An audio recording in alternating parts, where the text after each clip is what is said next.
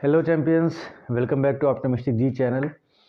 तो इस modern history की सीरीज़ में हम चैप्टर कर रहे थे एडवेंट ऑफ यूरोपियंस, यूरोपियों का आगमन, जिसमें कि हम लोग पोर्चुगीज़, डच और ब्रिटिश यानी कि द इंग्लिश पढ़ चुके हैं। ये तीन कंपनी हम पढ़ चुके हैं। चौथी आपकी कंपनी है फ्रेंच और पांचवी आपकी कंपनी है डेनिस। ये 5 कंपनियां पढ़ के हमारा चैप्टर कंप्लीट हो जाएगा। उसके बाद हम आगे ब्रिटिश कॉन्क्वेस्ट पे चलेंगे। फिलहाल अभी हम देखते हैं, आज आपका पढ़ेंगे फ्रेंच। ठीक है, फ्रेंच कंपनी आज हमको पढ़नी है और डेनिस भी हम आज इस लेक्चर में कंप्लीट करेंगे। फ्रेंच से आपकी थोड़ी सी इंटरेस्टिंग चीज़ें आती हैं, क्योंकि यहाँ पे कुछ काफ़ी इंपॉर्टेंट वॉर की बात होगी, कर्नाटिक वॉर्स की बात होगी। इससे पहले आपने केवल एक वॉर पढ़ी है बेसिकली, जिसको हम बोलते हैं वार ऑफ स्वाली का युद्ध, जो कि 1612 में 1612 में ब्रिटिश और पोर्चुगीज़ के बीच में हुआ था। फिर उसमें ब्रिटिशर्स जीत गए थे और उसके बाद में 1613 में उन्होंने सूरत में फैक्ट्री इस्टेब्लिश की थी। वही सूरत में फैक्ट्री 1613 में इस्टेब्लिश की थी, जिसके लिए उन्होंने कैप्टन हॉकिंस ने जहांगीर के दरबार में 1609 में 1609 में कोशिश की थी, बट फेल हो गए थे। तो वही 1613 में जब वो पोर्चुगीज़ को हराते हैं स्वाली के युद्ध में, तो वो फैक्ट्री इस्टेब्लिश करते हैं। खैर, अभी हम बात करते हैं फ्रेंच की। जब हम फ्रेंच की बात करते हैं तो वहाँ के राजा थे लुइस 14, वहाँ के राजा थे लुइस 14वें, जिनके मिनिस्टर यानी मंत्री का नाम था कोलबर्ट। ठीक है, लुइस 14 आपके लुई 14वें जो आपके हैं वहाँ के राजा थे। ठीक है, और इनके मिनिस्टर थे कोलबर्ट। कोलबर्ट इनके मिनिस्टर का नाम था, मंत्री का नाम था। इन्होंने फाउंडेशन रखा एक कंपनी का। इनके जो मंत्री थे कोलबर्ट, उन्होंने उस कंपनी का नाम था कैम्पेने डेस इंडस ओरिएंटलस।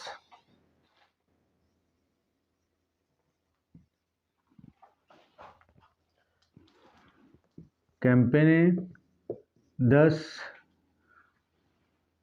Indus orientals.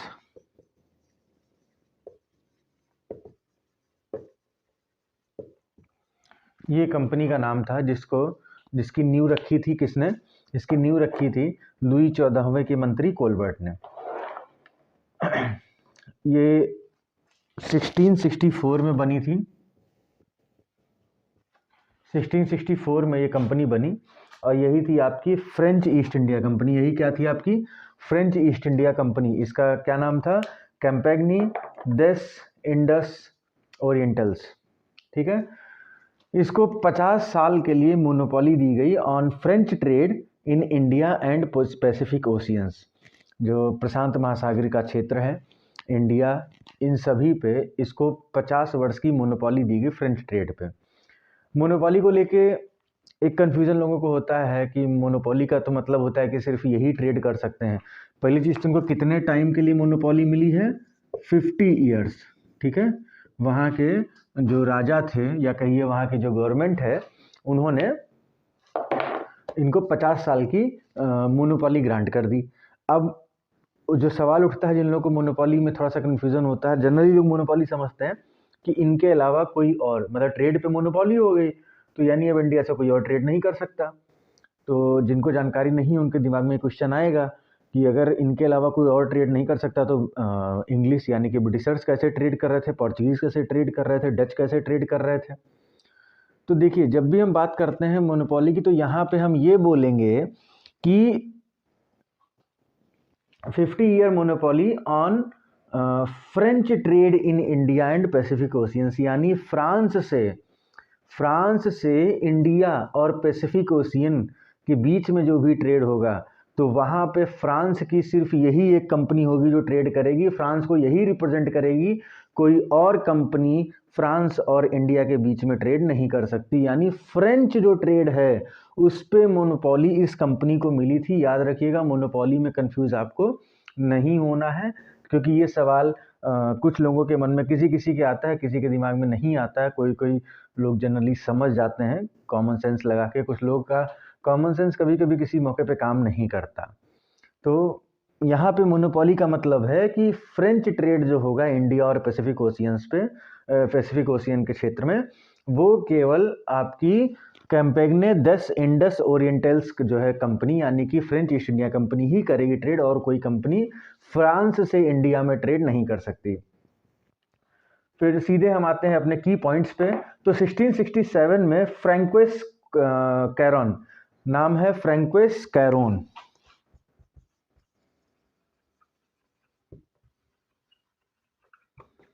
इन्होंने फ्रैंकोइस कैरोन ने 1667 में कंपनी स्टैब्लिश की, सॉरी फैक्ट्री सेटअप की इन्होंने सूरत में। कहाँ फैक्ट्री सेटअप की? सूरत में। जो भी आप फैक्ट्रीज देखेंगे बेसिकली वो होती थी समुद्र के आसपास, जो आपके कोस्टल एरियाज होते हैं, समुद्री तट होते हैं, उनके आसपास बेसिकली जो है फैक्ट्री सेटअप होती थी, क्योंकि वहाँ से माल को समुद्र के रास्ते से ले जाना आसान होता था। ठीक है, बहुत ज़्यादा उनको समस्या का सामना नहीं करना पड़ता था। फिर 1669 में the French factory in Masulipatnam, 1669 में आपकी मसूलीपट्टनम में फैक्ट्री स्टैब्लिश होती है। 1669 मसूलीपट्टनम में फैक्ट्री स्टैब्लिश होती है। और in 1673 they obtain permission from Shaista Khan subedar of Bengal to establish township at Chander Nagar near Calcutta. तो 1673 में, नोट्स बनाते रहिएगा, 1673 में इनको परमिशन लेते हैं शाइस्ता खान से। शाइस्ता खान कौन है? बंगाल का गवर्नर है या सूबेदार है। ठीक है, सूबेदार को गवर्नर कहते हैं, सॉरी गवर्नर को सूबेदार कहते थे। हमने आपको पिछले लेक्चर में बताया है, जब हम इंग्लिश के बारे में आपको बता रहे थे, तो उस समय हमने इनके बारे में बात की थी, शाइस्ता खान के बारे में हमने उस समय आपसे बात की थी। तो शाइस्ता खान थे सूबेदार ऑफ बंगाल, और इनसे परमिशन ली इन्होंने एक टाउनशिप इस्टेब्लिश करने की चंदेर नगर में, जो कि कलकत्ता के पास में है। ठीक है, तो कब ये इन्होंने ली है परमिशन? 1673 में। अपने नोट्स में नोट डाउन कर लीजिएगा, और इसके अलावा नोट्स जब मिलेंगे तो आप उसको प्रिंट आउट निकलवा के आराम से पढ़ सकते हैं। फिर इसके बाद हम बात करते हैं पुदुचेरी की। जब हम पुदुचेरी की बात करते हैं तो 1673 में Sher Khan Lodi, he was the governor of Valikondapuram. ठीक है, कहाँ के गवर्नर थे? हम बात कर रहे हैं 1673 की, 1673 की। ठीक है, नाम है शेर खान लोधी।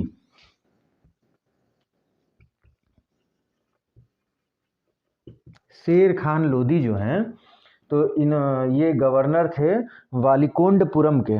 गवर्नर कहाँ के थे? वालिकोंडापुरम के ये गवर्नर थे। ये है आपका बीजापुर में। ये कहाँ है? बीजापुर में है, बीजापुर में आता है Valikondapuram. They granted a site for settlement Puducherry that is founded in 1674। तो पुदुचेरी जो है 1674 में वहाँ पे सेटलमेंट इस्टेब्लिश करने के लिए शेर खान लोधी, जो कि गवर्नर हैं वालिकोंडापुरम, यानी कि आपके बीजापुर में है वालिकोंडापुरम, वहाँ के गवर्नर थे शेर खान लोधी। उन्होंने परमिशन दी एक सेटलमेंट करने के लिए। ठीक है, यहाँ पे सेटलमेंट का मतलब आपस में कोई समझौता नहीं, यहाँ पे सेटलमेंट का मतलब अधिवास, यानी कि वहाँ पे अपना सेटलमेंट लगाने के लिए, जैसे आपका घर है वो आपका सेटलमेंट है, आपका ऑफिस है वो आपका सेटलमेंट है, उस तरीके से। तो सेटलमेंट लगाने की एक साइट, सेटलमेंट करने के लिए एक साइट दी 1674 में, जिसको हम बोलते हैं पौंडीचेरी। ठीक है, to Francois Martin, director of Masulipatnam factory. अभी आपने यहाँ देखा था फ्रैंकोइस ने जो है फ्रैंकोइस कैरन ने सूरत में फैक्ट्री स्टैब्लिश की थी। ठीक है, और जो यहाँ पे मसूलीपट्टनम में फैक्ट्री स्टैब्लिश हुई थी 1669 में, 1669 में जो मसूलीपट्टनम में फैक्ट्री स्टैब्लिश होती है, वहाँ के डायरेक्टर थे फ्रैंकोइस मार्टिन। उनको इन्होंने परमिशन दी थी। किसको दी थी परमिशन? फ्रैंकोइस मार्टिन को दी थी, फ्रैंकोइस कैरन को नहीं दी थी। फ्रैंकोइस कैरन आपके सूरत में उन्होंने 1667 में सूरत में फैक्ट्री स्टैब्लिश की थी। मसूलीपट्टनम फैक्ट्री 1669 में स्टैब्लिश हुई थी, जिसके डायरेक्टर थे, मतलब उस फैक्ट्री के हेड थे आपके फ्रैंकोइस मार्टिन, जिनको शेर खान लोधी परमिशन देते हैं वालिकोंडपुरम में एक साइट देते हैं सेटलमेंट इस्टेब्लिश करने के लिए, जिसको हम पुदुचेरी बोलते हैं। 1674 में वो पुदुचेरी में सेटलमेंट इस्टेब्लिश होता है उनका वहाँ पे उस साइट पे। ठीक है, 1673 में वो परमिशन देते हैं। ये सब फैक्ट है, और थोड़ा सा याद करने में प्रॉब्लम होती है, रिपीट करते रहिएगा, रिवाइज करते रहिएगा। ठीक है, इसके बाद हम आगे बढ़ते हैं, कुछ अर्ली सेटबैक्स के बारे में हम बात करते हैं। जब हम अर्ली सेटबैक्स के बारे में बात करते हैं तो सबसे पहले हम देखेंगे इन 1693 डच कैप्चर्ड पौंडीचेरी। 1693 की हम बात करेंगे। अभी आपने पढ़ा कि जो साइट सेटलमेंट के लिए मिली 1673 में फ्रैंकोइस मार्टिन को शेर खान लोदी ने दी थी, उस साइट को 1674 में उसे ही पौंडीचेरी कहा गया। ठीक है, पौंडीचेरी उनको मिला। उस पौंडीचेरी को 1693 में डच ने कैप्चर कर लिया। 1693 में डच ने कैप्चर कर लिया पौंडीचेरी को। डच ने पौंडीचेरी को कैप्चर कर लिया। हालांकि फिर सितंबर 1697 में एक होती है ट्रीटी ऑफ राइस्विक। 1697 में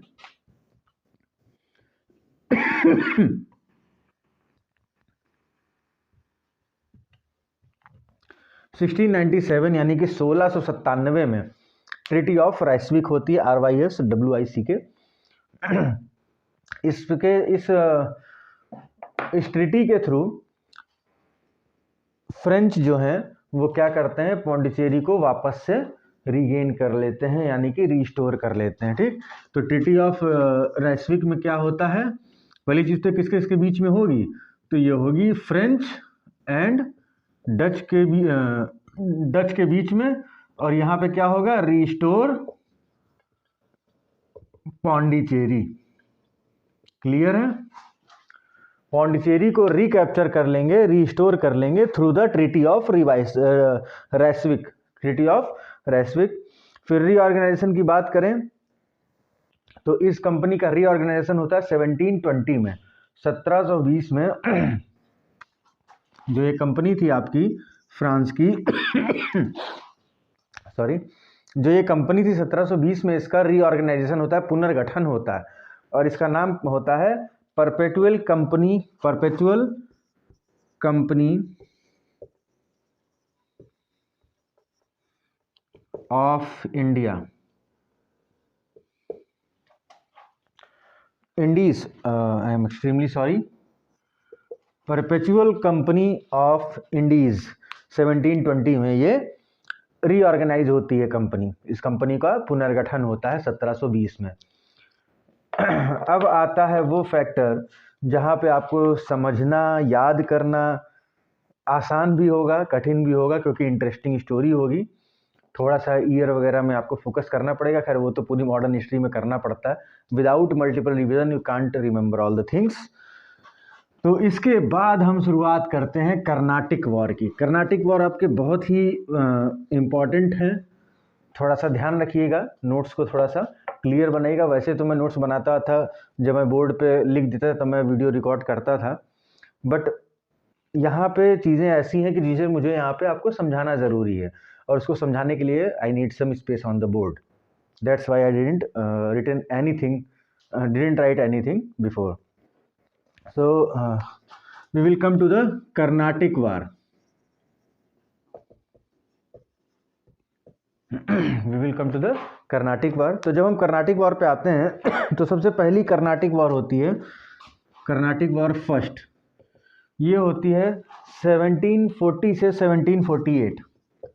1740 से 1748, 1740 से 1748 तक पहली कर्नाटक वॉर होती है।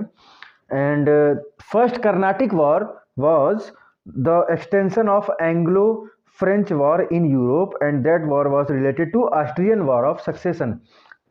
देखिए, ऑस्ट्रेलियन नहीं है, ऑस्ट्रियन है, यानी कि ऑस्ट्रिया का सक्सेशन का वॉर चल रहा था।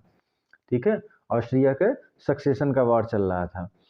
उस सक्सेशन वॉर में कौन इन्वॉल्व था?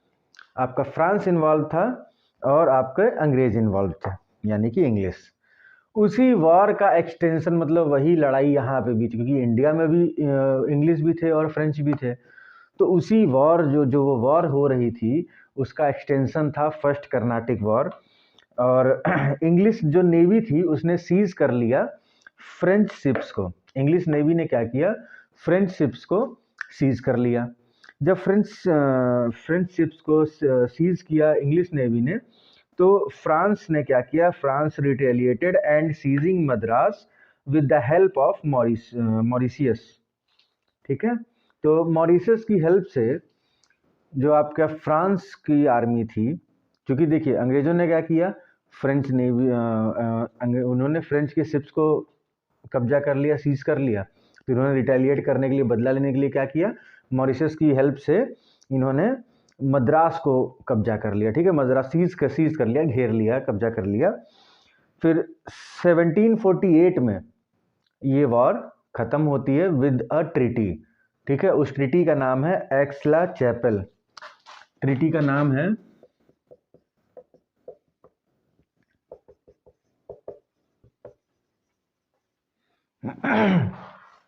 एक्सला चैपल। एक्सला चैपल की संधि आपने बहुत सुना होगा, एक्सला चैपल की संधि, ट्रीटी ऑफ एक्सला चैपल। तो ये कब होती है? 1748 में होती है, क्योंकि इसी के साथ में आपका फर्स्ट कर्नाटिक वॉर जो होगा वो पॉज होगा, रुकेगा। ठीक है तो ट्रीटी ऑफ एक्सला चैपल किसके बीच में होगी? ब्रिटिश और इंग्लैंड और फ्रांस के बीच में होती है, इंग्लिश और फ्रेंच के बीच में होती है। और इसके साथ ही आपका फर्स्ट कर्नाटिक वॉर खत्म होता है, क्योंकि एग्जाम में क्वेश्चन आता है कि फर्स्ट कर्नाटिक वॉर किस संधि के साथ, मतलब किस संधि की वजह से खत्म हुआ था। ठीक है, कि या किस संधि के रिजल्ट के रूप में फर्स्ट कर्नाटिक वॉर जो था वो रुकता है। ठीक है, तो वो ट्रीटी का नाम है एक्सला चैपल, 1748 में होती है। एकदम रटे रहिएगा, बहुत इंपॉर्टेंट, यहाँ से सारे फैक्ट आपको मिलेंगे। एग्जाम में आपको क्वेश्चंस मिलते ही रहेंगे, कोई एग्जाम छूटता नहीं है इस टाइप के क्वेश्चन जहाँ पे मॉडर्न हिस्ट्री आए और ऐसे क्वेश्चन है, ऐसा होगा ही नहीं। Anyways, तो the war ended in 1748 with the Treaty of Aix-la-Chapelle. This treaty brings Austrian War of Succession to a conclusion. Madras handed back to English and French got their territories in North America. तो यहाँ पे क्या हो रहा है कि इस treaty में जो ऑस्ट्रियन वॉर ऑफ सक्सेशन था, ठीक है, वो ख़त्म हो जाएगा। ऑस्ट्रियन वॉर ऑफ सक्सेशन यहाँ पे ख़त्म होता है। और जो मद्रास को सीज कर लिया था फ्रेंच ने सीज किया था, तो वो इंग्लिश को वापस मिल जाता है, अंग्रेज़ों को वो वापस मिल जाता है।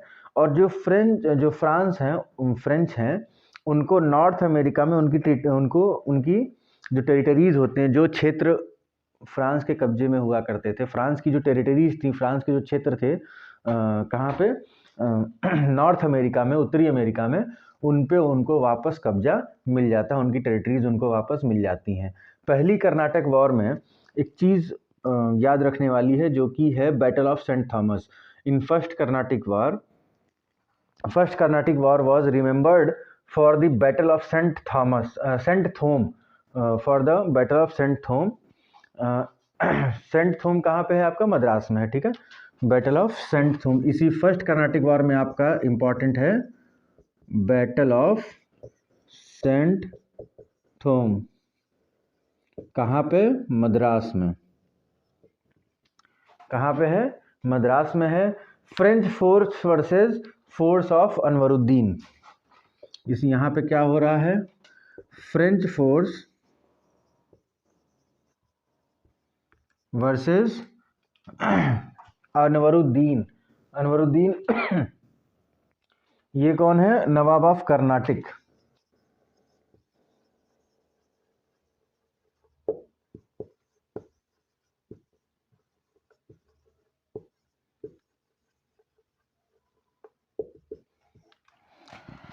तो बैटल ऑफ सेंट थोम किसके बीच में होती है? फ्रेंच फोर्स और अनवरुद्दीन, जो कि आपके नवाब हैं कर्नाटक के, उनके बीच में होती है। सेंट थोम आपका कहाँ है? सेंट थोम किला है, वो कहाँ पे है? वो आपका है on the banks of river Adyar. Saint Thome कहाँ है? On the banks of river Adyar, on the banks of river Adyar. यहाँ पे आपका इस बैटल ऑफ सेंट थोम होता है। And small French army under captain paradise defeated strong Indian army and under महफूज खान। तो देखिए होता क्या है कि जो फ्रेंच फोर्स थी वो बहुत छोटी थी, अनवरुद्दीन की आर्मी बहुत बड़ी थी, जिसको लीड कर रहा था महफूज खान। कौन लीड कर रहा था? महफूज खान लीड कर रहा था। और बहुत बड़ी सेना थी, उनसे छोटी सी टुकड़ी थी एक फ्रेंच आर्मी की। उसके बावजूद फ्रेंच आर्मी सीख गए, फ्रेंच आर्मी जो है उसने हराया, जो अनवरुद्दीन की सेना थी उसको हरा दिया। तो that was the eye opener for all the European companies and all the European powers, कि अगर आप मतलब कम भी हैं, अगर आपकी संख्या कम भी है, लेकिन आप मजबूत टेक्निक्स और एक अच्छे तरीके से अगर लड़ते हैं तो आप आसानी से जंग जीत सकते हैं। खैर आसानी से कहना आसान नहीं है, गलत होगा, बट आप जंग जीत सकते हैं। सेना की संख्या निर्भर नहीं करती। तो that was the eye opener. The battle of Saint Thome में क्या हुआ? फ्रेंच फोर्स वर्सेस अनवरुद्दीन की लड़ाई होती है। अनवरुद्दीन की संख्या बहुत बड़ी थी उसकी सेना की, बट फ्रेंच फोर्स छोटी थी, फिर भी फ्रेंच फोर्स जो है वो जीत जाती हैं। फिर इसके बाद हम बात करते हैं सेकेंड कर्नाटिक वॉर की। जब हम सेकेंड कर्नाटिक वॉर की बात करेंगे तो देखिए, पहले कर्नाटिक वॉर का बैकग्राउंड आपको मिलता है ऑस्ट्रियन वॉर ऑफ सक्सेशन, ठीक है। सेकेंड जो कर्नाटिक वॉर है उसका जो बैकग्राउंड है वो जो इंडिया में राइवलरी है उसी से रिलेटेड है, और बहुत इंटरेस्टिंग है। थोड़ा सा इसको समझिएगा अच्छे से, ठीक है। ये बहुत इंटरेस्टिंग होने वाला है, कन्फ्यूज़न होने वाला है यहाँ पे। चूँकि कन्फ्यूज़न होने वाला है इसलिए मैं बोल रहा हूँ कि इंटरेस्टिंग होने वाला है, ठीक है। एक बार फटाफट से देखिए सारी चीज़ों को। तो मैं बता रहा था कि ये बहुत इंटरेस्टिंग होने वाला है। तो सेकेंड कर्नाटिक वॉर, इसका बैकग्राउंड आपको मिलेगा इंडिया में ही। पहली कर्नाटिक वॉर का बैकग्राउंड आपको मिला था ऑस्ट्रियन वॉर ऑफ सक्सेशन से यानी इंडिया से बाहर आपका उसका बैकग्राउंड था पहली कर्नाटक वॉर का। दूसरी कर्नाटक वॉर का यही है। अब स्टोरी यहाँ पे शुरू होती है, ठीक है। इमीडिएट कॉज की अगर हम बात करें, बहुत ध्यान से देखिएगा। इमीडिएट कॉज अगर यानी कि त्वरित कारण की अगर हम बात करें तो क्या होता है? हैदराबाद के आपके निज़ाम हैं निज़ामुल मुल्क, ठीक है। हैदराबाद के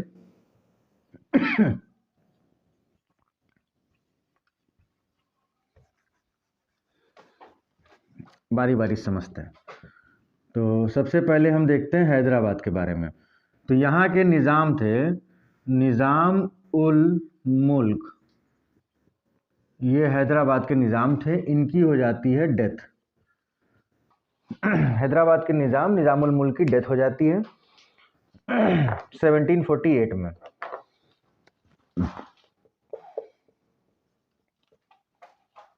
1748 में इनकी डेथ होती है, और इनके सन हैं नासिर जंग, ठीक है। इनके सन हैं, बेटे हैं इनके नासिर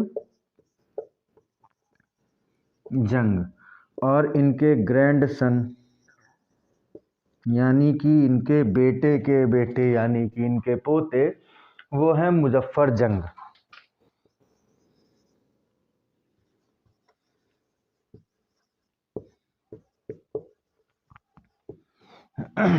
वो हैं आपके मुजफ्फर जंग। जो ये मुजफ्फर जंग हैं, इनको मुगल ने बनाया था हैदराबाद का गवर्नर। जो मुजफ्फर जंग हैं इनको मुगल ने बनाया था हैदराबाद का गवर्नर। अब होता क्या है, देखिए, ये तो इन लोगों का आपस का सक्सेशन का मैटर है कि इनके डेथ के बाद कौन बनेगा निज़ाम। बट होता क्या है कि इसमें फ्रेंच इंटरफेरेंस होता है। फ्रांस वाले इसमें इंटरफेयर करते हैं और वो कोशिश करते हैं कि निज़ाम बने मुजफ्फर जंग। कौन निज़ाम बने? मुजफ्फर जंग निज़ाम बने, यानी फ्रेंच सपोर्ट कर रहे हैं मुजफ्फर जंग को और नासिर जंग को। अब जब भाई देखो, उस समय दो राइवलरी है इंडिया में। अब अगर फ्रेंच इंटरफेयर ना करते तो इंग्लैंड वाले भी शायद इंटरफेयर ना करते लेकिन अब यहाँ पे फ्रेंच वालों ने इंटरफेयर किया तो अंग्रेज़ों ने कहा तो भाई अब तो हमें भी करना पड़ेगा, और हमें तो मजबूरी में तो किसी दूसरे को सपोर्ट करना पड़ेगा, क्योंकि हम इनके साथ तो जा नहीं सकते। तो इंग्लिश सपोर्ट करते हैं नासिर जंग को। इंग्लिश सपोर्ट करते हैं नासिर जंग को। जब इंग्लिश नासिर जंग को सपोर्ट करते हैं तो यहाँ पे थोड़ा सा प्रॉब्लमेटिक चीज़ें होती हैं। इधर ये हो गई हैदराबाद की बात। अब इसी समय दूसरे हम कॉज की बात करें कर्नाटक की। कर्नाटक में भी यही सक्सेशन वाला नौटंकी चल रहा है। वहाँ पे उनके नवाब थे दोस्त अली। इनके नवाब हैं दोस्त अली। दोस्त अली नवाब हैं और इनके सन इन लॉ हैं चंदा साहेब। इनके सन इन लॉ कौन हैं? यानी कि दामाद हैं Chanda Sahib. Chanda Sahib is the son in law of Dost Ali. और वहाँ पे नवाब के लिए एक और उम्मीदवार हैं वो है अनवरुद्दीन खान। कौन है? अनवरुद्दीन खान।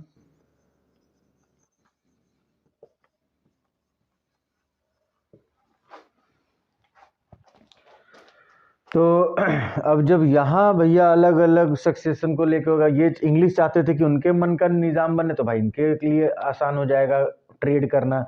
फ्रेंच चाहते थे इनके मन का नवाब बने, निज़ाम बने तो इनको ट्रेड करना आसान हो जाएगा। वही सेम केस यहाँ हुआ। चंदा साहिब को सपोर्ट कर रहे थे फ्रेंच और अनवरुद्दीन खान को सपोर्ट कर रहे थे इंग्लिश। क्लियर है यहाँ तक?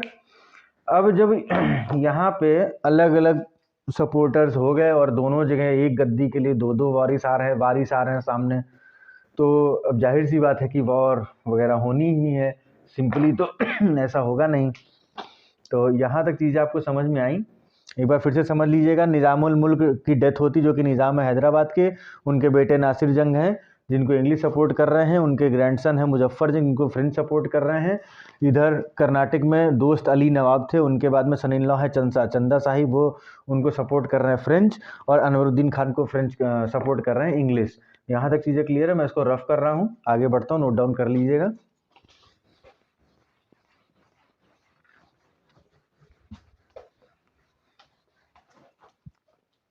अब होता क्या है, ऊपर देखिए मुजफ्फर जंग को फ्रेंच सपोर्ट कर रहे थे, मुजफ्फर जंग। और इधर किसको सपोर्ट कर रहे थे? चंदा साहिब को सपोर्ट कर रहे थे फ्रेंच। इनको कौन सपोर्ट कर रहा है? फ्रेंच सपोर्ट कर रहा है। ठीक है, कर्नाटक में सपोर्ट कर रहे हैं चंदा साहिब को और हैदराबाद में सपोर्ट कर रहे हैं मुजफ्फर जंग को। अब यहाँ पे ये तीनों ने बना ली आर्मी। ठीक है, आर्मी ऑफ मुजफ्फर जंग, चंदा साहिब प्लस फ्रेंच। इन तीनों ने मिलके क्या किया? अनवरुद्दीन को मार दिया। अनवरुद्दीन को मार दिए। अनवरुद्दीन का बेटा है मोहम्मद अली। कौन है? मोहम्मद अली अनवरुद्दीन का बेटा है।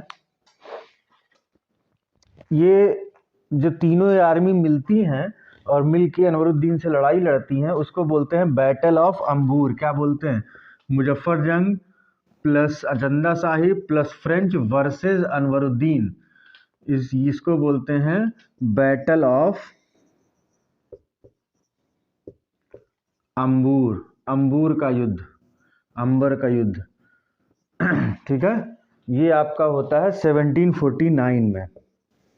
कब होता है? 1749 में होता है, 1749 में, नियर वेल्लोर। कहाँ होगा? नियर वेल्लोर, वेल्लोर के पास में होगा, नोट डाउन कर लीजिएगा। फिर अब भाई देखो चीज़ें यहाँ तक हुई। यहाँ पे जिसको इंग्लिश सपोर्ट कर रहे थे अनवरुद्दीन को, उसको मार दिया गया। अब जब उसको मार दिया गया तब क्या होगा भाई? इंग्लिश भी कुछ ना कुछ तो कदम उठाएंगे ही। तो इंग्लिश में एक उनके लीडर हैं Robert Clive. He was the agent of यानी कि फैक्टर ऑफ इंग्लिश आर्मी। कौन है? Robert Clive. Sudden raid of Arcot. ठीक है, अब ये क्या होगा? रिटेलिएट, जब रिटेलिएट करने की बात करेंगे बदला लेने की बात करेंगे, तो रॉबर्ट क्लाइव जो हैं वो क्या करते हैं? वो सडन रेड कर देते हैं आर्कॉट पे। कहाँ कर देते हैं? Sudden raid on Arcot. Arcot क्या है? अर्काट है भैया कर्नाटक की राजधानी, क्या है, कैपिटल ऑफ कर्नाटक। ये कब होता है ये इंसिडेंट, 1751 में होता है। कब होता है, 1751 में ये इंसिडेंट होता है। रेड कर दी गई है अर्काट पे, अर्काट को घेर लिया गया है रॉबर्ट क्लाइव के द्वारा। अब रॉबर्ट क्लाइव ने अगर, अब देखो सिंपल सी बात है, किसी भी राज्य की उस समय अगर आप राजधानी पे कब्जा कर लेते हैं तो आपका उस क्षेत्र पे, उस राज्य पे कब्जा मान लिया जाएगा। तो अब अपनी राजधानी को बचाना है। अर्काट किसकी राजधानी, कर्नाटक की। कर्नाटक के आपके जो नवाब बने वो कौन बने थे, चंदा साहिब बने थे, क्योंकि अनवरुद्दीन जो इनके अपोजिशन में थे उनको तो मार दिया गया। तो चंदा साहिब थे नवाब, कर्नाटक की कैपिटल घेर लिया गया। तो अब ये भागे, जो चंदा साहिब है वो भागे अपनी कैपिटल को बचाने, अपनी राजधानी को बचाने। और इधर जो फ्रेंच थे, इधर फ्रेंच ने क्या किया भाई, देखिए दांव तो हर तरफ से खेला ही जा रहा था, एक साथ सब चीज़ें चल रही थी। फ्रेंच ने त्रिचुनोपल्ली को कैप्चर कर लिया। किसको कैप्चर कर लिया, त्रिचुनोपोली। त्रिचुनोपोली को कैप्चर कर लिया, सॉरी घेर लिया फ्रेंच ने। So general Law of France with Chanda Sahib remained cooped in the island of Srirangam. In 1752, Muhammad Ali executed Chanda Sahib, and French authority recalled Dupleix. Next governor will Godeheu. तो देखिए होता क्या है अब यहाँ पर, सिनेरियो क्या बन रहा है। चंदा साहिब गए उधर अपनी राजधानी बचाने, और इधर भाई वो चक्रव्यूह में फंस गए। फिर उसके बाद यहाँ कुछ फ्रेंच आर्मी और उन सबको, कुछ लोगों को छिप के रहना पड़ा। फिर 1752 में जो आपके हमने बताया था अनवरुद्दीन का बेटा है मोहम्मद अली, बताया था ना, वही मोहम्मद अली चंदा साहिब को एग्जीक्यूट करेगा, पकड़ लेगा, मार देगा, मतलब कुल मिला के उनकी कहानी ख़त्म कर देगा 1752 में, 1752 में। अब चंदा साहिब के एग्जीक्यूट होने के बाद में अब क्या कि फ्रेंच आर्मी भी समझ गई कि उसका हारना लगभग तय हो चुका है, मतलब फ्रेंच आर्मी को काफ़ी ज़्यादा नुकसान हो गया। अब एक चीज़ यहाँ पे नोटिस करने वाली है कि इंग्लिश आर्मी जो है वो एक प्राइवेट कंपनी थी, जिसको कि चार्टर मिला था, परमिशन मिली थी ट्रेड की।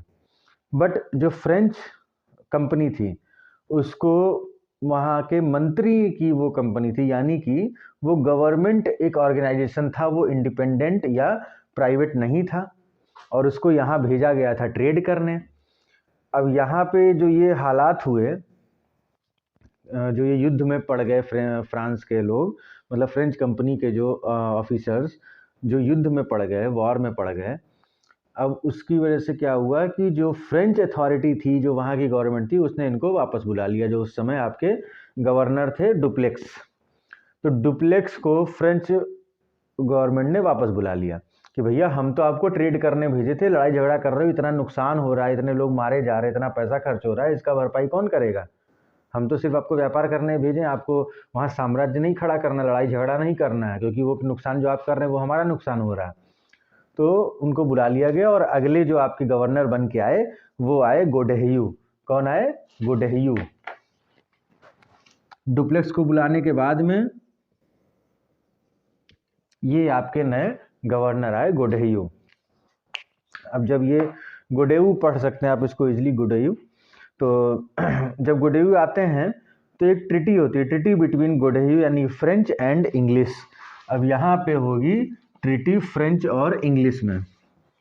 यहाँ पे ट्रिटी किसके बीच में होगी, फ्रेंच और इंग्लिश के बीच में ट्रिटी होगी। Not to interfere in the quarrels of native princes, it was known as treaty of Pondicherry. Treaty of Pondicherry, ये आपकी होती है 1754 दिसंबर में, ठीक है, ये आपकी होगी दिसंबर 1754 में। तो ट्रिटी ऑफ पौंडीचेरी दिसंबर 1754, ये इसमें कहा जाता है कि not to interfere in the quarrels of native princes. तो देखिए ट्रीटी ऑफ पौंडीचेरी कब होती है? दिसंबर 1754 में होती है। किसके बीच में होती है? फ्रेंच और इंग्लिश के बीच में होती है। फ्रेंच की तरफ से कौन है? गुडह्यू है, जो कि नए हैं, डुप्लेक्स को हटा के नए बनाए गए गवर्नर। और इसमें कहा गया कि not to interfere in the quarrels of native princes, यानी कि जो लोकल राजकुमार हैं भैया, उनके आपसी झगड़े में हमको नहीं पड़ना। ठीक है, फ्रेंच ने कहा हम नहीं पढ़ेंगे, इंग्लिश ने कहा हम भी नहीं पढ़ेंगे, हम लोग यहाँ के लोकल जो ये राजा फाजा का आपस में है, इसमें हम नहीं पढ़ेंगे चक्कर में। ये हो गया उस ट्रीटी में। फिर इसके बाद आता है थर्ड कर्नाटिक वॉर। ठीक है, तो आपका सेकंड कर्नाटिक वॉर कब खत्म होता है? 1754 में। किस ट्रीटी के साथ में खत्म होता है? Treaty of Pondicherry. ठीक है, इस ट्रीटी के साथ में आपका सेकंड कर्नाटिक वॉर जो है वो खत्म होता है। फिर हम बात करते हैं थर्ड कर्नाटिक वॉर की। ठीक है, तो थर्ड कर्नाटिक वॉर होता है 1758 से 1763। अगर आपने वर्ल्ड हिस्ट्री पढ़ी होगी तो आपको पता होगा एक हुआ था 7 ईयर वॉर, सप्तवर्षीय युद्ध हुआ था। जो सप्तवर्षीय युद्ध हुआ था वो ऑस्ट्रिया वर्सेस प्रसिया के बीच में हुआ था। ठीक है, तो एक 7 ईयर वॉर चल रही थी। ठीक है, ये इसका यही टाइम था 1758 से 1763। ये हो रही थी ऑस्ट्रिया वर्सेस प्रसिया, ऑस्ट्रिया वर्सेस प्रसिया, ये जो है चल रही थी वॉर। और ऑस्ट्रिया को सपोर्ट कर रहे थे फ्रेंच और प्रसिया को सपोर्ट कर रहे थे इंग्लिश। क्लियर है? In 1758 French army under Count de Lally captured the English forts of Saint David and Vizianagaram. Clear है? तो क्या होता है 1758 में फ्रेंच आर्मी जो है किसके अंडर में? काउंट डी लैली, काउंट डी लैली के अंडर में फ्रेंच आर्मी वो कैप्चर कर लेती है कुछ इंग्लिश के फोर्ट्स, यानी कि किलों को, ब्रिटिशर्स के, जो है आपका सेंट डेविड और Vizianagaram. Saint David fort, Vizianagaram fort, इन पे जो फ्रेंच आर्मी है वो काउंट डी लैली के अंडर में कब्जा कर लेती है। फिर इसके बाद होता है बैटल ऑफ वांडीवास। क्या होगा? Battle of Wandiwash.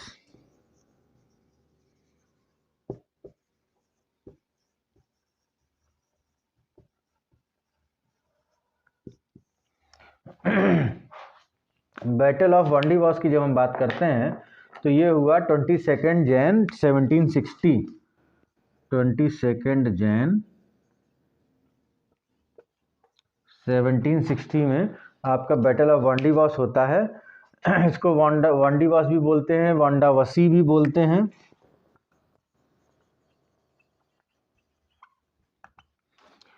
और ये कहाँ पे है? ये आपका है तमिलनाडु में। कहाँ है?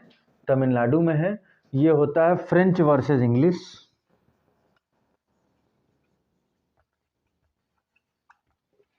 फ्रेंच वर्सेस इंग्लिश ये होगा, और फ्रेंच जो है वो इसमें हारेंगे और जीतेगा इंग्लिश। इंग्लिश को लीड कर रहा है जनरल आयरकूट।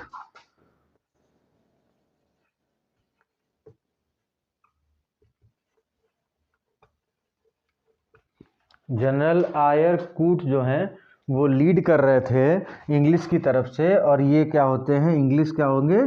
जीत जाएंगे। बैटल ऑफ वांडीवास 22 जैन 1760, यानी 22 जनवरी 1760 में बैटल ऑफ वांडीवास होता है। वांडीवास का जो होता है फ्रेंच और इंग्लिश के बीच में, जिसमें आपके जो फ्रेंच हैं वो हारेंगे और इंग्लिश जीत जाएंगे। और लैली जो कि फ्रेंच ऑफिसर थे वो सरेंडर कर देंगे 16 जनवरी 1761 में। ठीक है, काउंट डी लैली के अंडर में ही तो फ्रेंच आर्मी ने अभी कब्जा किया था 1758 में सेंट डेविड और विजयनगरम के किले पे इंग्लिश के। तो वही अब इस युद्ध में क्या करेंगे? सरेंडर कर देंगे 16 जनवरी 1761 को। लैली the French officer surrendered on 16 January 1761। Note down कर लीजिएगा, इंपॉर्टेंट है थोड़ा बहुत ज़्यादा नहीं। खैर, फिर इसके बाद आता है treaty of peace of Paris. क्या आएगा? Treaty of peace of Paris. अभी हमारा थर्ड कर्नाटिक वॉर चल रहा है, अभी हमारा थर्ड कर्नाटिक वॉर खत्म नहीं हुआ है। ठीक है, तो थर्ड कर्नाटिक वॉर जो है वो खत्म होगा एक ट्रीटी के साथ में, और ट्रीटी का नाम होगा treaty of peace of Paris. Treaty of peace of Paris, ये होगी 1763 में, और इसी के साथ थर्ड बैटल जो होगा वो खत्म हो जाएगा। ठीक है, ये होगी 1763 में, और इसी के साथ थर्ड कर्नाटिक वॉर जो है वो आपका खत्म हो जाएगा। अब यहाँ पे क्या हुआ, अब कुछ की पॉइंट हम समझ लेते हैं। The Dutch had already been defeated, the Dutch had already been defeated in battle of Bidara. Dutch को 1759 में जो ब्रिटिशर्स हैं वो 1759 में हरा चुके हैं बैटल ऑफ बिदारा में। यहाँ तक चीज़ें क्लियर हो गई हैं। अब कुछ की फैक्ट नोट कर लिए कि 1759 में होती है battle of Bidara, BIDARA, battle of Bidara, और वहाँ पे डच जो हैं वो ऑलरेडी हार के बाहर हो गए। Now English became supreme European power in India, now English became supreme European power in India. क्यों? क्योंकि देखिए वो एक एक करके सबको हराते जा रहे थे, कोई ऐसा बचा ही नहीं जो उनके आगे, उनकी शक्ति के आगे टिक पा रहा था। तो वो इस समय इंडिया में सबसे मजबूत बन चुके थे। फिर बैटल ऑफ प्लासी होती है 1757 में, usually regarded as decisive event about ultimate British rule in India. तो 1757 में प्लासी का युद्ध होता है, जिसको मतलब एक निर्णायक युद्ध कहा गया, क्योंकि उसके बाद में ही ब्रिटिश जो रूल था वो अल्टीमेटली भारत में आया था। प्रॉपर अगर देखा जाए तो प्लासी के युद्ध से आता है। अब दो शक्तियां मजबूत बची थी भारत में, एक इंग्लिश, एक थोड़े से ताकतवर बचे थे फ्रेंच। तो इंग्लिश जो थे वो 3 इम्पॉर्टेंट प्लेस उनके पास था, एक था कलकत्ता, एक था बॉम्बे और एक था मद्रास। एक कलकत्ता, एक बॉम्बे और एक मद्रास। लेकिन जो आपके फ्रेंच है उनके पास सिर्फ और सिर्फ एक बचा था, वो था पौंडीचेरी। क्या था? पौंडीचेरी था। तो ये आपका एज ए कंपनी, आपका फ्रेंच कंपनी का काम हो गया कंप्लीट।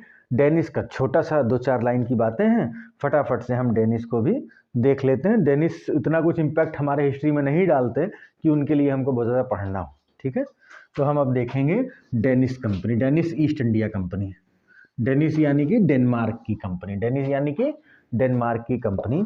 तो देखिए जो द डेन्स हैं, द डेनिस हैं, हिंदी में हम लिखते हैं डेनिस। ठीक है, तो जो डेनिस कंपनी है वो इस्टेब्लिश हुई, डेनिस ईस्ट इंडिया कंपनी 1616 में। डेनिस ईस्ट इंडिया कंपनी ये इस्टेब्लिश होती है 1616 में, 1616 में इस्टेब्लिश होती है। 1620 में 1620 दे फाउंड अ फैक्ट्री,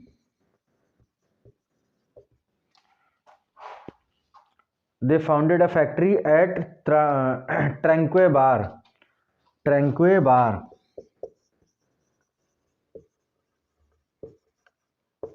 तो ट्रैंक्वेबार जो है वहाँ पे ये अपनी फैक्ट्री सेटअप करते हैं। ट्रैंक्वेबार कहाँ था?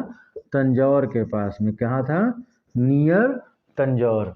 तो तंजौर के पास में आपका है ट्रैंक्वेबार, वहाँ पे ये फैक्ट्री सेटअप करते हैं। इनका प्रिंसिपल सेटलमेंट था सेरमपुर, कलकत्ता।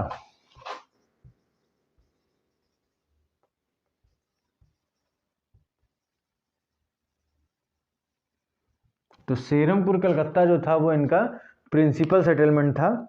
और and they sold factories to English East India company in 1845।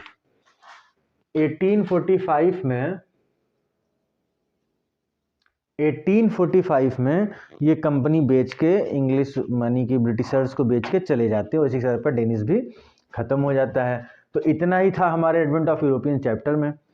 इसके अलावा कुछ अगर हम बात करें, अगर हमने इतना सब कुछ पढ़ा तो एक जनरल सा पॉइंट देख लेते हैं जो मेंस में काम आता है। हालांकि घिसा पिटा क्वेश्चन हो चुका है, लेकिन आपको जानना जरूरी है। द कॉजेज वाई इंग्लिश वोन अगेंस्ट अदर यूरोपियन पावर्स।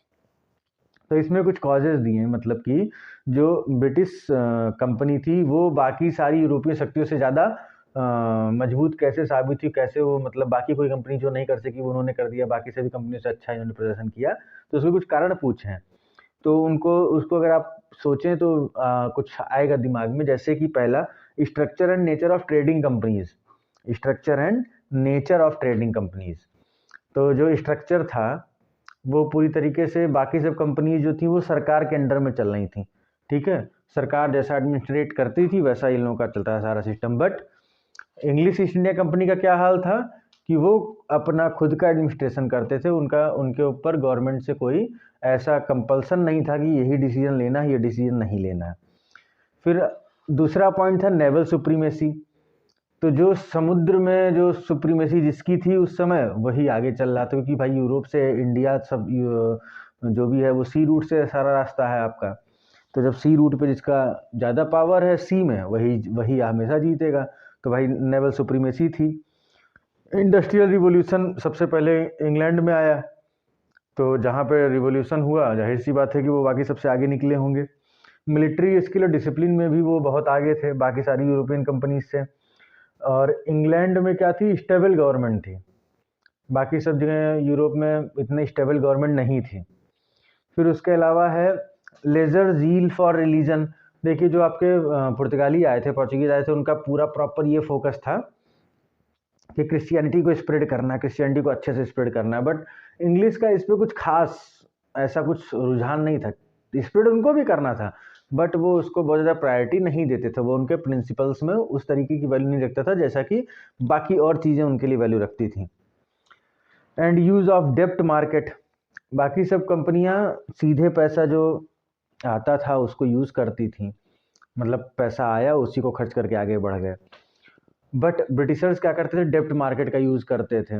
वो पैसा उनको इन्वेस्टमेंट मिलता था, ठीक है, वो उधार ले लेते थे, इन्वेस्ट किसी से करवा लेते थे, तब वो अपना काम करते थे, ठीक है। वो जो कमाते थे उससे अपना खर्चा नहीं करते थे, वो अलग था ये अलग था। तो ये कुछ ऐसे पॉइंट्स थे जो आपको जानने ज़रूरी थे, समझने ज़रूरी थे। बाकी ये चैप्टर हमारा कंप्लीट हो चुका है।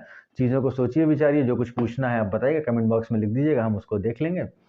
और इसके बाद आपका चैप्टर 3 शुरू होता है जो हम नेक्स्ट लेक्चर में शुरू करेंगे, India on the eve of the British conquest, ठीक है। मतलब कि जो ब्रिटिश साम्राज्य की शुरुआत होती है हम उसके बारे में बात करेंगे।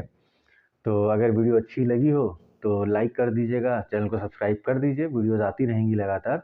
थोड़ा सा बीच में गैप हुआ था due to some family problems, I told you yesterday.